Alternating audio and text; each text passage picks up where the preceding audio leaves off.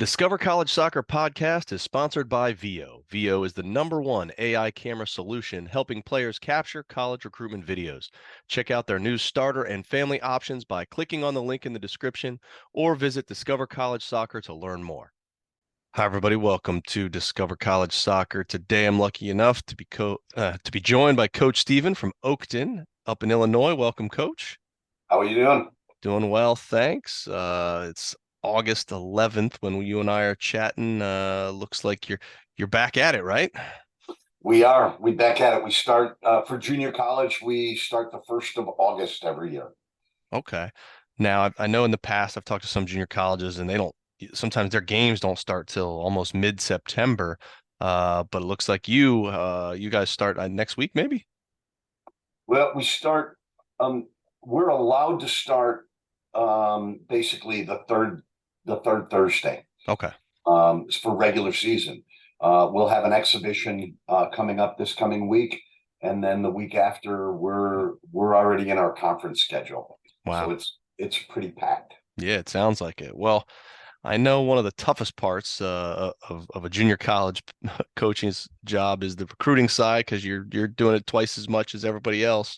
Um, so when did your incoming class kind of stop? Because I know in some cases, junior colleges you might still be picking up players. It hasn't stopped yet. Yeah, yeah.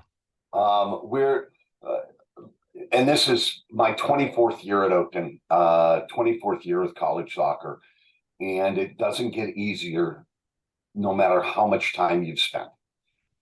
It just doesn't get easier. Every year we're recruiting a new team, basically. We have returning players that are coming back, but the junior college is amazingly fluid in terms of rosters. So and I'm still I got contacted yesterday by a recruit who is here on and with the new program that the State Department started with Ukraine called U4U, United for Ukraine. And they're coming over from Ukraine, obviously getting out of that horrible situation. And the State Department has opened up a new visa for people from Ukraine, and it's a limited time 2-year visa. But here he is. He just showed up yesterday, and we're going to work to try and get him eligible. I'm not sure if we will, but we're going to try it. Awesome. So it probably for me, this is about it. It's time to focus on the team that we have. So No, it makes a lot of sense. Well, looking at your roster, it looks like you do have a mix of local kids, maybe some international kids as well. Um, what do you see as your typical mix of, say, foreign and domestic players in a given year?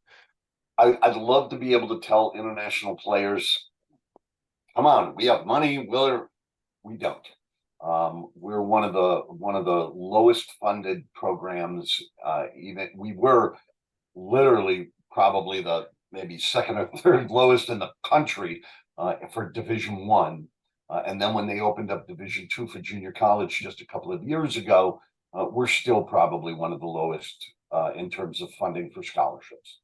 So any internationals that we get because they have relatively significant resources.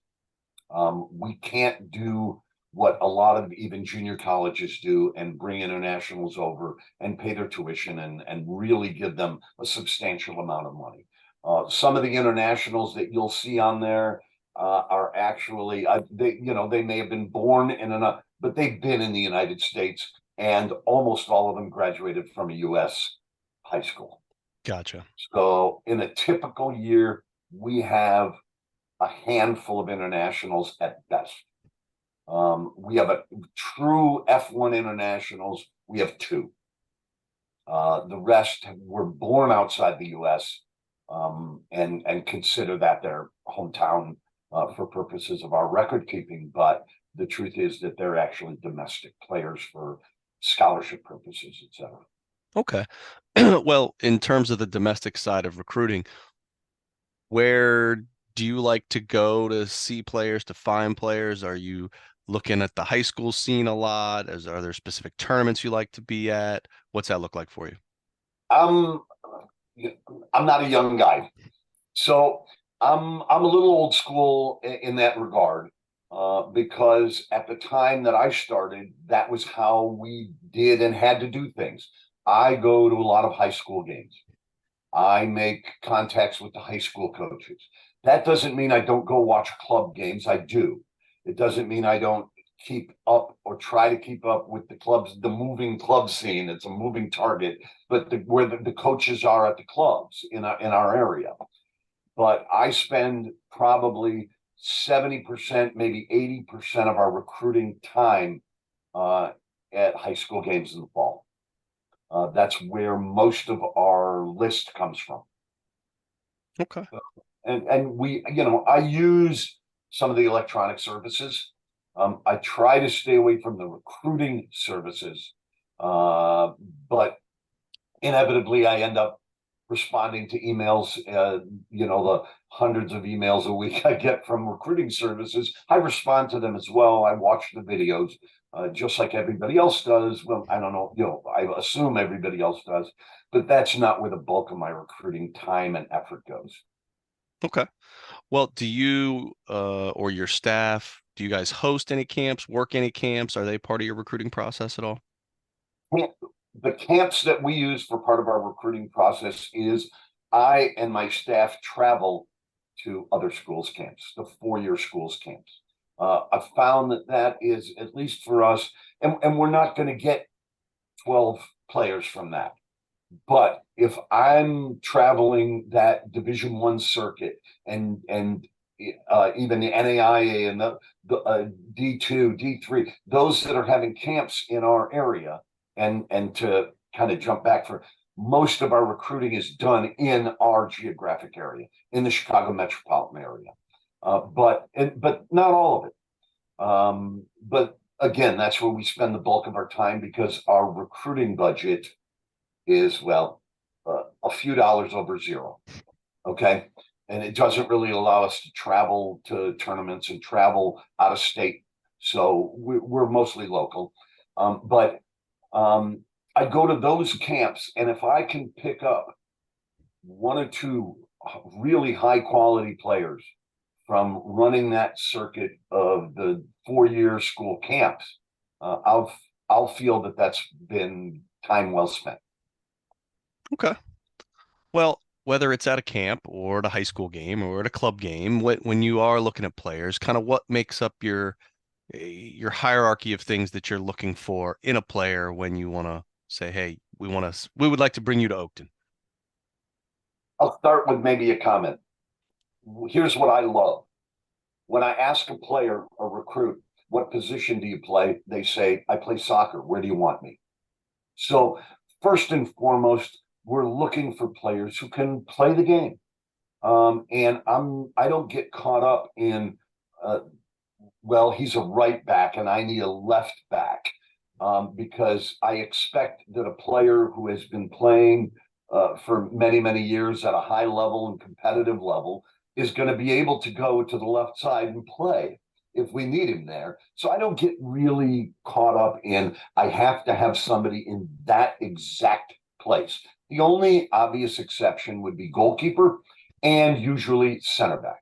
However, I've got half a dozen All-Americans on my wall at the office, center backs who had never played center back before.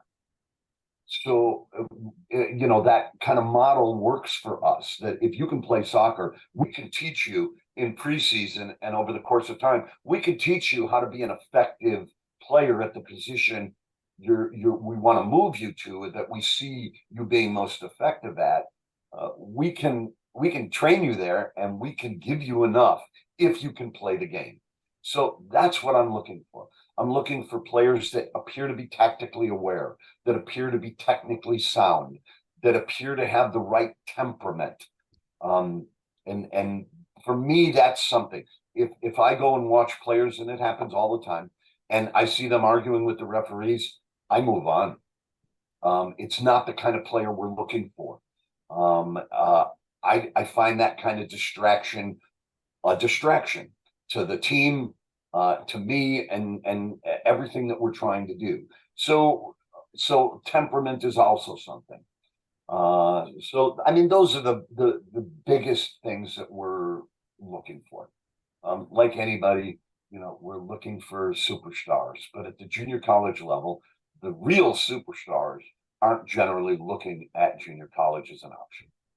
So we're looking for those solid types of players who we think will fit into our culture as opposed to fitting into our system, because oftentimes we're going to fit our system to the players that we have.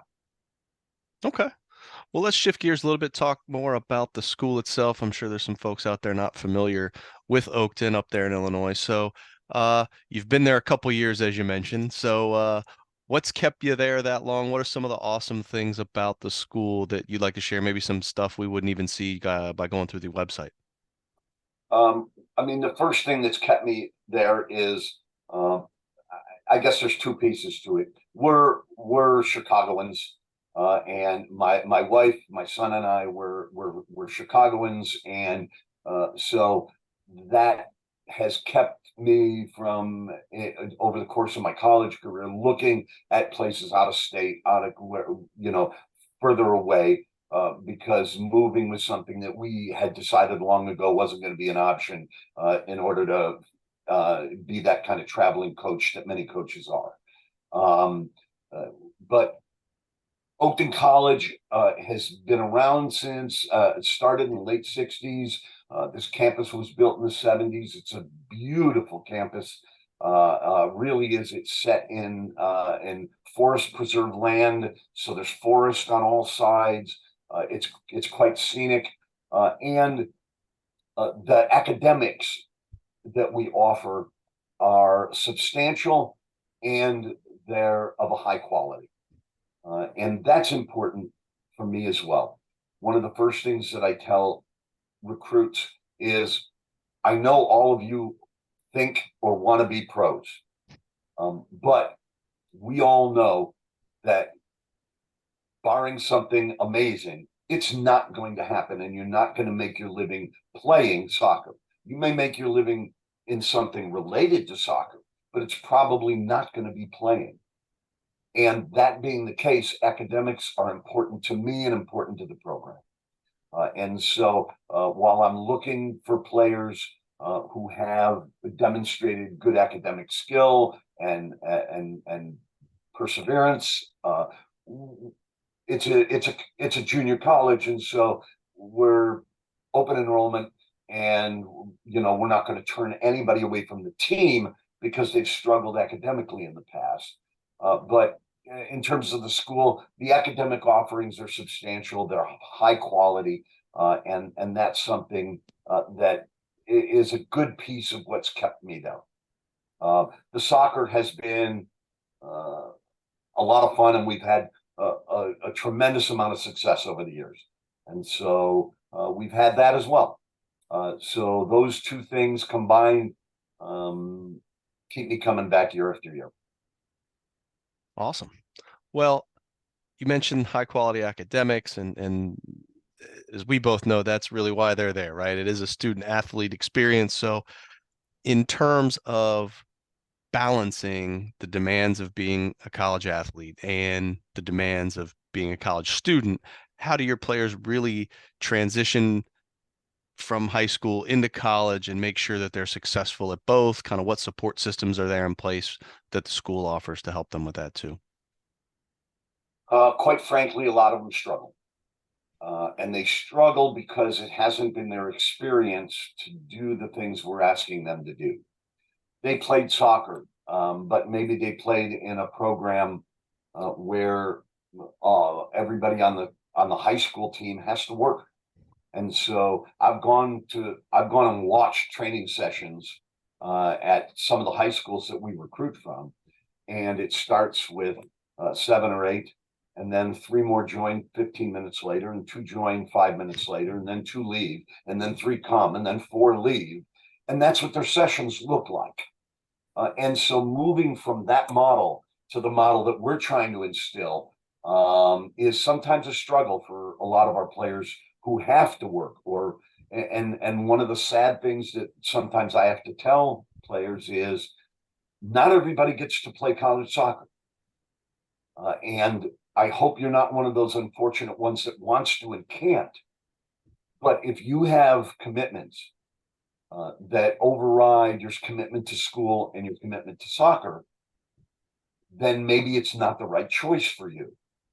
And so that transition to try and help them, we do what probably most schools do. We do study tables, and they're required unless you've met a certain academic standard. So everybody their first semester is in study table. If they hit that certain academic mark that we set, then they don't have to do it second semester. We also do grade reports, and we do that for everyone, even if they've met their academics. And that, of course, allows us, we have a academic advisor for athletics, and we have a lot of support available at the school. And that allows us to try and pinpoint the players that may be struggling and get them the help that they need, get them the support that they need. In this day and age, without going on a rant, a lot of the players academically are what, for somebody who is old school, not as prepared as they probably should be coming into college. And maybe that's why they're at a junior college, and that's a great mature choice for them. But we have to provide them with support, and we do. And so we have obviously the learning center with tutoring and working with kids on study skills, note taking, reading, highlighting. It doesn't matter what writing, all the different things where they may have deficiencies and may need to improve in order to be successful overall in college, not just junior college, but for their bachelor's degree and beyond. We try to provide the services that are going to help them. And we try to do what we need to do to identify those that need the help. It doesn't catch everybody. Obviously, we still have failures, but we have much more successes, I'd say, than we have failures. So every time we get somebody who maybe is from a disadvantaged background or from a socioeconomic situation that didn't value or prioritize education, and we have a success there, that's what I'm living for. Those are the things that you walk away at the end of the year and you've got your head up and you feel proud of what you've done, even if it's for one student, one student athlete. So that's kind of where I come from and where I look at it in that way. Okay. Well, let's fast forward maybe a few weeks, kind of get into the heart of the season. What would a typical week look like for the players in terms of when are classes, practices, kind of what's the game cadence? What does that all look like? I often tell recruits when and most of them ask, what's my week going to look like? That it's going to look more like high school than like Division I NCAA. We're not lifting at 6 and then video at 8 p.m. and training in somehow fit in during the day, because our demographics don't allow it, quite frankly. Again, a lot of our students have to work, have to help put food on the table for the family, have to help do those things. And so I can't tell them to do that or they can't play for me, and that's not what I'm there for. So a typical week, we are training when we're not playing. Weekends are always a question mark as to whether or not we're going to train or have a match. Sometimes yes, sometimes no. But during the week, we're gonna generally train every weekday that we don't have a match. Like most, I would hope most coaches, it really cuts down on the amount of valuable training time we have, because obviously day after game we're doing recovery, day before game we're doing a preparation session based on the opponent, and so maybe we're getting a couple of days of training, maybe, if we only have one match that week. So this year, for example, I've tried to cut down on the number of matches purposefully, because I'm trying to get more training time and less recovery time. And so it's something that we're experimenting with this year. Okay. Well, let's talk more about the team and the the season. And so, do you have a roster size that you're trying to hit each year? Usually somewhere in the 24 to 28 range. Um, and we're always trying to have 24, about 24 field players, and then 2, 3, 4 goalkeepers, however many we can get. Well, we'll take them all. But uh, but usually we want to make sure that we have enough field players for 11v11. That is always provides a challenge for the coaching staff, because that means that we always have more people on match day not playing than playing, right? Not starting than starting. And we try to bring in players who have never been on the bench. And when you do that, and then you tell more than half the team you're there today, it's a challenge for the coaching staff to make sure we keep them motivated, keep them working, keep them engaged, and keep them in a position where they're fighting for that spot they didn't get that week. So, but that's usually the roster size that we're looking for. We don't run a JV or reserved squad at all. And so, it's basically, what do we need in order to work the season? And 24 field players is usually a good number. And the roster up to 28 then. And we're about there. This year we hit those marks, and so I'm pretty happy where we're at with our incoming class and with the returners. Okay. Well, you mentioned staff. How many staff do you have? What are their role? Are there other kind of support staff in the athletic department that help? And what does that all look like? I'll start with academics, because if I'm going to say academics is most important, I should start with academics. We have a full-time academic advisor in our athletic department. That's pretty unusual for a lot of the junior colleges in our geographic area. Other places in the country, I think it's pretty standard. In smaller towns where they're bringing in everybody's from outside the area, et cetera. I think most of the time those schools do have that full-time academic advisor, but with a lot of the junior colleges in our area, they don't. So that's a first thing in terms of support, and that's big. I have 2 assistant coaches. One would call him a first assistant. That's fine, whatever. And then I have a goalkeeper coach. And then I take on volunteer coaches when it fits the year in the system. And so oftentimes we'll have 1 or 2 volunteer coaches as well. So we're pretty well staffed in terms of numbers. I feel we're pretty well staffed in terms of quality. And in terms of the athletic department, there is someone who works in the athletic department who handles the facility side of it, handles all the logistics about getting the field ready, making sure the field's ready, making sure the grounds crew is on the same schedule that we're on, things like that. We have 2 essentially full-time trainers. One is an employee of the school, and one is on contract, but we have 2 full-time trainers. And that's also quite unusual for junior colleges in our area. And that's big, because rehabilitation, injury prevention, handling injuries that have happened is always a big piece for an athlete, any kind of an athlete. And so we've got a great setup on that end as well. Okay. Well, putting the guns on you at this point, as the head coach, how would you describe kind of your style of coaching and the team style of play you're trying to enact? Style of play, I'm not, I kind of break coaches, college, pro, into 2 camps. Ones that want the players to fit into the system that they like, and those that pick a system based on the players that they have. And I don't know that there's either one's better than the other.